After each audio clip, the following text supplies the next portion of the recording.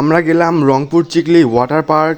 Let's go. তো এই ঈদে আমাদের কোথাও ঘুরতে যাওয়া হয় নাই, তাই আমরা ভাবলাম আমরা যাব রংপুর চিকলি ওয়াটার পার্ক। তাই আমরা ওয়াটার পার্ক যাওয়ার উদ্দেশ্যে বের হয়ে গেলাম। তো এখন আমাদের টিকিট কাটতে হবে এবং ভিতরে ঢুকতে হবে। এখানে 2 ধাপে টিকিট কাটতে হয়। প্রথমে 20 টাকা দিয়ে একটা টিকিট কাটতে হয়, তারপর কিছু দূর যেয়ে 30 টাকা দিয়ে আরো একটা টিকিট কাটতে হয়। তারপর আমরা পার্কের মধ্যে চলে আসলাম। তো আমরা এই পার্কের মধ্যে হাঁটাহাঁটি করতেছি। এই পার্কটি অনেক সুন্দর।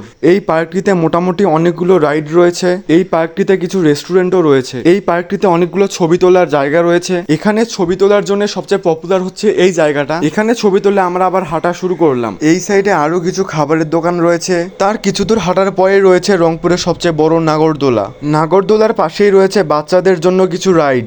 নাগরদোলার সামনেও রয়েছে খাবারের দোকান। নাগরদোলা থেকে কিছু দূর দূরেই রয়েছে বাচ্চাদের জন্য আরো কিছু রাইড। এই পার্কটিতে ঘুরতে ঘুরতে আমাদের সন্ধ্যা হয়ে গিয়েছিল, তাই আমরা পার্ক থেকে বের হয়ে যাই। আজকের ভিডিওটি এ পর্যন্তই। বাই।